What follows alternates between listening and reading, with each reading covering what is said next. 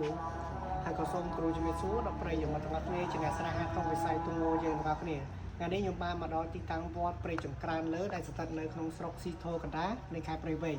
ថ្ងៃនេះខ្ញុំនឹងនាំទស្សនីយភាពទាំងអស់គ្នាមកទស្សនាជាមួយនឹងទូមួយគ្រឿងដែលមានពនាមថាមច្ឆារស់មានជ័យបារមីយាយម៉ៅហើយក៏នឹងមកដឹងជាមួយនឹងប្រវត្តិទូមួយគ្រឿងនេះជាមួយនឹងលោកគ្រូផងដែរ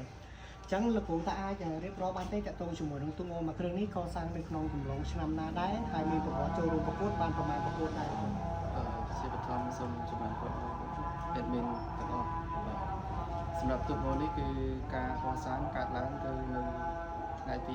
12ខែ2ឆ្នាំ2024កសាងដោយមេជាធំគឺជាភាពណាដែលបងប្អូនដែលធ្លាប់ស្គាល់ហើយសម្រាប់ទូកនេះគឺកសាងនៅក្នុងខេត្តព្រះវិហារដោយកសាងពីដើមពគីហើយរីប្រវែងហ្នឹងគឺវាមានដល់ទៅ29ម៉ែត្រដែលប្រសិទ្ធនាមថ្មីកាំងពីចំនួនពីដើមមកគឺទូកនេះបរមរាមចាស់ទុំគាត់សិទ្ធិនាមឲ្យពីដើមគឺមច្ឆាមហារស់តែឥឡូវនេះគឺយើងទុកຂະຫນາດខ្លីគឺយើងដាក់ទុកតែឈ្មោះមច្ឆារស់មានជ័យបារមីម៉ៅហើយសម្រាប់ទុកនេះគឺសម្រាប់ម្ដងទឹកដីវត្តបេតិកាលើយើងនេះគឺការកសាងរួមជាមួយអាចារ្យគណៈកម្មការបង្កើតឡើងដើម្បីឲ្យ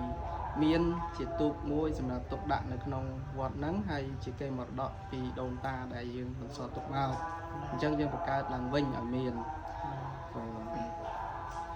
អញ្ចឹងតើទៅជាមួយនឹងការប្រកួតវិញលោកបងតើការប្រកួតយ៉ាងណាដែរតាំងពីទូកដល់កសាងពីសម្រាប់ការប្រកួតទូកនេះគឺទទួលបានជោគជ័យច្រើនណាសម្រាប់ការប្រកួតគឺក្នុងការប្រកួតចាប់ផ្ដើមដំបូងគឺនៅកោះស្នេហ៍បណ្ណាកោះស្នេហ៍គឺផ្ដើមដំបូងគឺផ្ដាំងប្រជែងយកជ័យលាភីជាមួយនឹងទូកសវណ្ណកេណោកណាដូរខ្សែទឹកគ្នាគឺឈ្នះទាំងពីរជើងវគ្គដណ្ដើមពៀនបណ្ណាគឺខ្សែទឹកផ្ដាច់ព្រាត់ប៉ះជាមួយនឹងខ្លែងជ័យបណ្ណា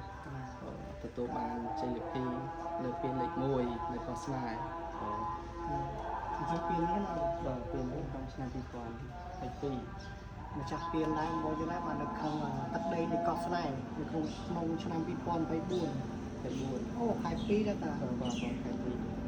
ញ្ចឹងម្ចាស់ពៀនមកវិញណាអញ្ចឹងលោកសម្រាប់ពៀនមួយនេះវិញនៅខាងណាដែរ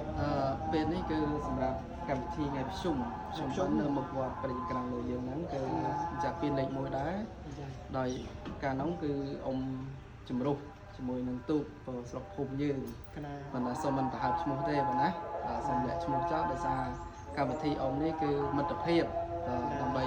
ទុកមុខទុកមាត់ឲ្យអ្នកស្រុកអ្នកភូមិដែលមានទូកជាប់គ្នាអញ្ចឹងសូមអរគុណហើយតើទូជាមួយនឹងអ្វីជំនឿវិញតើទូជាមួយទូកនេះដែរបង្ហាញជារូបជារាងអីឲ្យសម្រាប់អ្វីជំនឿគឺសម្រាប់ទូកគឺមានតាំងពីនៅខេត្តព្រះវិហារមកម្លេះដោយសារក្បាលទូកនេះគឺកាន់ដោយលោកមេតបគេហៅថាមេតាហ៊ានណាមេតាហ៊ានមានស្រីមានប្រុសនោះអាត្មាធ្វើដំណើររូបទូកនៅលើហ្នឹងហើយសម្រាប់សរសៃគឺកាន់ដោយកមាទេពទេពដែលគាត់រក្សាទូកសម្រាប់កណ្ដាលគឺមានកូនមេតាហ៊ានដែរដែលមានឈ្មោះថានាងកញ្ចនា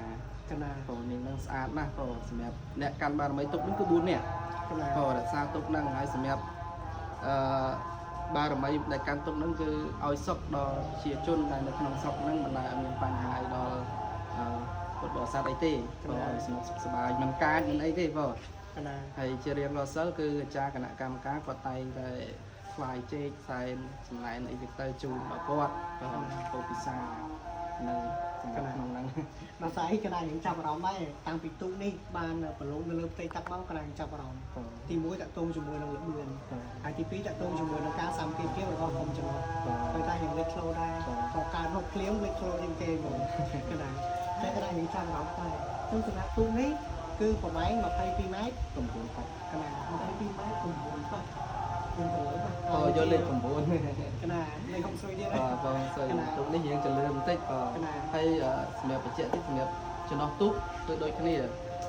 ទីមួយគឺគាត់បានមកហាត់គ្រប់គ្នាក៏ហើយសម្រាប់ចំណុចថ្មីគឺមកហាត់គឺអ៊ំអត់កើតទេ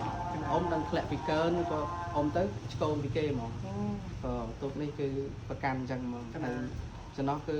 អត់មានអ្នកឆ្ងាយទេគឺស្រុកភូមិយើងនឹងឯងទៅបានចុះអ៊ំជុំគ្នាអញ្ចឹងចំណុចជើងវត្តនៅក្នុងវត្តពេជ្រក្រានលើនឹងក៏ចំណុចជើងពេជ្រក្រានលើគឺពេលជុំគ្នាប្រភេទទូកនេះគឺប្រភេទសាច់មៀតប៉ុន្តែសាច់មៀតសាច់ដែរទៅសម្រាប់ទូកនេះគឺអត់ប៉ះសាច់ទេគ្រាន់តែយើងប៉ះសៀវបន្តិចដោយសារទូកសាច់មៀតសុទ្ធកណាសាច់មៀតសុទ្ធទូកនេះនៅក្នុងឆ្នាំ2026តើអាចទេលោកតើអាចទេតើបើយើងគិតមើលទៅតើអាចនឹងទទួលបានជ័យជំនះបានទៀតទេសម្រាប់ឆ្នាំ2026អាត្មានឹងសង្ឃឹមថាអាចនឹង 80% អាចធ្វើដោយសារចំណោះទូកគឺគាត់បានគេថា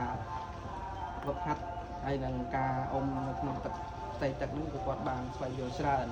រៀនបានច្រើនអំពីវិជាបាទូកប៉ុណ្ណាអញ្ចឹងវីដេអូយើងមានតែប៉ុណ្្នឹងណាលោកគ្រូណាកណាអញ្ចឹងកណាក៏